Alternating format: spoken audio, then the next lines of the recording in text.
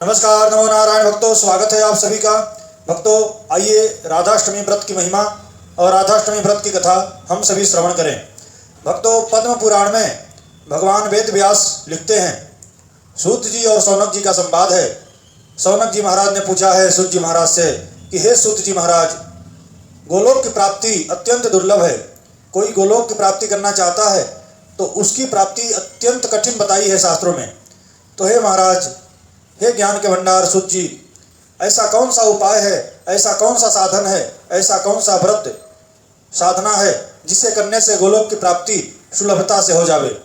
सूत जी महाराज प्रसन्न हुए और सूत जी महाराज ने कहा कि हे सौनकादि ऋषियों, आपने जिस व्रत कथा के बारे में पूछा है, यही प्रश्न एक बार देवर्षि नारद ने अपने पिता ब्रह्मा से किया था और ब्रह्मा जी ने अपने पुत्र नारद को जो कथा सुनाया, नारद को जो बताया, वह मैं आज आप लोगों को सुनाने जा रहा हूं। आप लोग सावधान होकर सुनिए। नारद जी महाराज कहते हैं कि हे पिताश्री,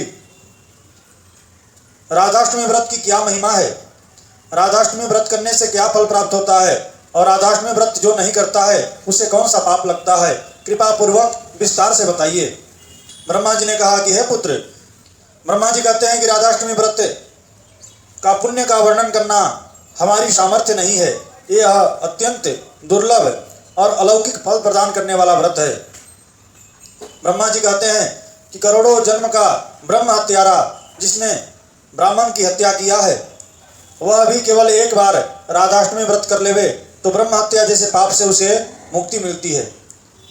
भक्तों, निर्जला एकादशी व्रत की अत्यंत महिमा है, पर 1000 निर्जला एकादशी व्रत करने से जो पुण्य फल प्राप्त होता है, वही पुण्य फल केवल एक राधाष्टमी व्रत करने से प्राप्त हो जाता है। शास्त्रों में स्वर्ण दान की अत्यंत महिमा है, इसलिए गीता जी में भगवान कृष्ण कहते हैं, धातु नामस्मि कांचन, धातुओं में सोना मैं हूँ। तो स्वर्ण दान की महिमा है। ऐसा कहा गया है कि सुमेरु पर्वत के समान सोने का पहाड़ बना करके कोई दान करे, उससे जो पुण्य फल प्राप्त होता है, उससे भी ज्यादा पुण्य फल केवल एक राधाष्टमी व्रत कर लेने से प्राप्त हो जाता है। कन्यादान की अत्यंत महिमा है।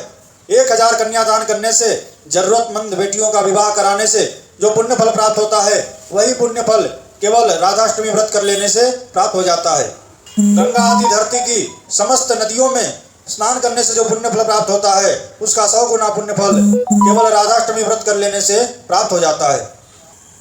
जो पापी मनुष्य इस राधाष्टमी व्रत को भावपूर्वक अथवा कुभावपूर्वक भी करता है, तो ये राधाष्टमी व्रत के प्रभाव से वह अपने करोड़ परिवारों के साथ स्वर्ग की प्राप्ति करता है। इतनी बड़ी महिमा राधाष्टमी की है। सूत जी महाराज कहते हैं कि हे ऋषियों, पूर्व काल की बात है, सतयुग में एक नारी थी जिसका नाम था लीलावती। वह लीलावती नारी अत्यंत सुंदर थी। उसके कमर पतले थे, हिरण जैसी उसकी नेत्र थी। आज की भाषा में कहे तो मिस यूनिवर्स, विश्व सुंदरी, इतनी सुंदर वह रूपवती नारी थी। सुकेशी चारु कर्णी च, उसके सुंदर केश थे, उसके सुंदर कर्ण थे। वह लीलावती नाम की परम सुंदरी नारी अत्यंत मनोहारिणी, मन भावनी थी। शास्त्रों में कहा गया है, भार्या रूपवती शत्रु, अत्यंत रूपवान होना भी स्त्री का शत्रु के समान है और अत्यंत रूपवान होना भी स्त्री के लिए अच्छा नहीं है। उसके लिए ही वह दुख का कारण बन जाता है। लीलावती का अत्यंत रूपवान होना, सुंदर होना, वह उसके पतन का कारण बना। उसने बहुत सारे पाप किए, अपने रूप का फायदा उठा करके उसने बहुत सारे पाप किए। बहुत सारे लोगों ने उसके साथ में व्यभिचार किया, गलत कर्म किए, उसने भी बहुत सारे जघन्य अपराध पाप किए। भक्तों, कहा गया है 12 वर्ष में कचरे के भी दिन बदलते हैं। एक दिन पाप करते करते उसके मन में बहुत ग्लानि हुई कि ये जो मैं कर रही हूँ यह बहुत जघन्य है, जघन्य अपराध है, जघन्य पाप है, और उसके मन में ग्लानि हुई, वैराग्य जागृत हो गया। वह अपने नगर को छोड़ करके नगर से बाहर आई कि कोई संत मिलेंगे, कोई महात्मा मिलेंगे तो शरणागत होकर के मंत्र दीक्षा लेकर के अब बाकी का शेष समय मैं साधना में, उपासना में, जप तप में बिताऊंगी। ऐसी भाव लेकर के वह नगर से बाहर आई, संत को ढूंढते ढूंढते आगे जा रही थी। संत के खोज में वह नगर से आगे जा रही थी। तभी उसने देखा कि एक मंदिर में बहुत सारे संत महात्मा एकत्रित होकर के उत्सव मना रहे हैं। सभी संत महात्मा राधाष्टमी व्रत का उत्सव मना रहे थे। उसने ऐसा उत्सव कभी देखा नहीं था। वह विचार करने लगी कि यह क्या है, क्या हो रहा है। उसे आश्चर्य हुआ। राधा या मूर्ति मुत्तमः, ऐसा कहा गया है कि राधाष्टमी व्रत के ऊपर राधाष्टमी तिथि पर ठाकुर जी को पंचामृत से अभिषेक कराएं, सुंदर श्रृंगार करें, सुंदर भोग अर्पण करें, फिर उत्सव मनाएं, नृत्य भजन कीर्तन करना चाहिए। राधा रानी को अरबी का प्रसाद अत्यंत प्रिय है, तो अरबी का प्रसाद का भोग भी अर्पण करना चाहिए। ऐसा देख करके वह लीलावती स्त्री संतों के पास पहुंची, अत्यंत विनम्र भाव से उन्हें प्रणाम किया और उनसे पूछा कि हे महाराज, हे गुरुजन, आप लोग क्या कर रहे हैं? संतों ने कहा, हे देवी, भादों के शुक्ल पक्ष में अष्टमी तिथि को श्री राधा रानी का जन्म हुआ था, इसलिए हम सभी अत्यंत भावपूर्वक राधा रानी का व्रत, राधाष्टमी का व्रत उत्सव मना रहे हैं। लीलावती बोली कि हे प्रभु, हे गुरुजन, इस व्रत से क्या क्या फल प्राप्त होता है? तब संतों ने कहा कि हे देवी, किसी ने अनजान में भी गोवध कर दिया है, गाय का वध कर दिया है, उसके पाप इस राधाष्टमी व्रत से नष्ट हो जाते हैं। किसी ने चोरी किया है, किसी ने ब्रह्म हत्या किया है, ब्राह्मण की हत्या किया है, वह सब पाप यह राधाष्टमी व्रत करने से नष्ट हो जाते हैं। किसी ने परस्त्री गमन किया है, कोई स्त्री पर पुरुष के साथ में गमन संबंध बनाई है, कोई पुरुष पर स्त्री के साथ में संबंध बनाया है, वह पाप से वह मुक्त हो जाता है।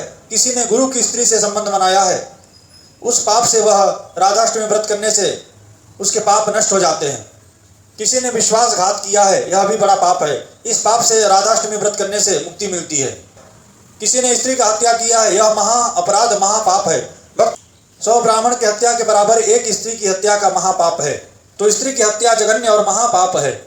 उस महापाप से भी राधाष्टमी व्रत करने से मुक्ति मिल जाती है। ऐसे भयंकर से भयंकर पाप भी राधाष्टमी व्रत करने से नष्ट हो जाते हैं, ऐसा संतों ने कहा है। यह सब सुनकर लीलावती स्त्री रोने लगी। उसने कहा कि हे गुरुजनों, मैंने जीवन में अत्यंत जघन्य अपराध, जघन्य पाप किए हैं। मेरे पाप का उद्धार कैसे होगा? मेरे पाप कैसे कटेंगे? मुझे पापों से मुक्ति कैसे मिलेगी? अब मुझे डर और भय लग रहा है। मेरे पाप मेरे सर चढ़ करके मेरे पाप मुझे याद आ रहे हैं। संतों को वह लीलावती कहती है कि हे गुरुजनों, मेरा रूप ही मेरे विनाश का कारण बना और मैंने जघन्य महा अपराध, महापाप किए हैं। संतों ने कहा, हे देवी, तुम चिंता मत करो, श्री राधा रानी पतित पावनी है, भगवान विष्णु पतित पावन है, वे तुम्हारी कल्याण करेंगे। तुम श्रद्धा पूर्वक राधाष्टमी का व्रत करो, इससे तुम्हारे पाप नष्ट हो जाएंगे। स्त्री प्रसन्न हुई और उसने कहा, मैं अवश्य ही राधाष्टमी का व्रत करूंगी। उसने सुबह से कुछ खाया पिया नहीं था। उसने सभी संतों के साथ में व्रत करने का संकल्प लिया और वह राधाष्टमी का व्रत की। व्रत करके जैसे वह अपने नगर में जा रही थी, तभी एक सर्प नाग के ऊपर उसका पैर पड़ गया। काला कोबरा नाग था। सर्प ने उस लीलावती को डस लिया। सर्पदंश से उसकी मृत्यु हो गई। जैसे मृत्यु हुई वैसे यमराज के दूत आए और उसे रस्सी से बांधकर यमलोक, यमपुरी को ले जाने लगे। पास मुदगर पाणयः, सूची महाराज कहते हैं कि पास मुदगर उन यमराज के दूतों के हाथ में था और उन्होंने इस स्त्री को बांध करके मुदगर से धक्का मारते हुए यमलोक को ले जाने लगे। जैसे यमराज के दूत उसे लेकर के यमपुरी जाने लगे, तभी भगवान के दूत चक्र गदा पद्मधारी चार भुजा वाले भगवान के पार्षद प्रकट हो गए। दिव्य विमान में भगवान के पार्षद आए थे। भगवान के दूत ने चक्रधाराओं से पास मुदगर को टुकड़े टुकड़े करके विदीर्ण कर दिए और यम के दूतों को मार करके भगा दिया। भगवान के पार्षद, भगवान के दूत सुंदर विमान लेकर के आए थे। उसी विमान में लीलावती को बैठाए और उसे गोलोक धाम लेकर के चले गए। उस लीलावती को गोलोक धाम की प्राप्ति हुई। सूर्य महाराज कहते हैं कि हे ऋषियों, जिस पापनी लीलावती को नरक का यातना, नरक में जाना था, उस लीलावती को इस राधाष्टमी व्रत करने से गोलोक धाम की प्राप्ति हुई। और इतना ही नहीं, वह गोलोक धाम में भगवान श्री कृष्ण, माता राधा रानी की पार्षद सखी होकर के उनकी सेवा में वह रह गई। भक्तों, यह राधाष्टमी का व्रत अत्यंत दुर्लभ है, अत्यंत अद्भुत है और संपूर्ण फल की प्राप्ति कराने वाला है राधाष्टमी का व्रत। जो स्त्री पुरुष राधाष्टमी का व्रत नहीं करता, उसे करोड़ों कल्प तक नरक में रहना पड़ता है, करोड़ों कल्प तक नरक से उसका उद्धार नहीं होता। इसलिए सभी स्त्री पुरुष को राधाष्टमी का व्रत अवश्य करना चाहिए। यह राधाष्टमी व्रत की महिमा, राधाष्टमी व्रत की कथा थी। आपको वीडियो अच्छा लगता है तो वीडियो को लाइक करें, चैनल पर नए हैं तो चैनल को सब्सक्राइब करें, बेल आइकन को दबाएं ताकि मैं कोई भी वीडियो अपलोड करूं उसका नोटिफिकेशन आप तक पहुंचे। आप सभी को श्री हरि, आप सभी को नमो नारायण। ओम श्री मात्रे नमः।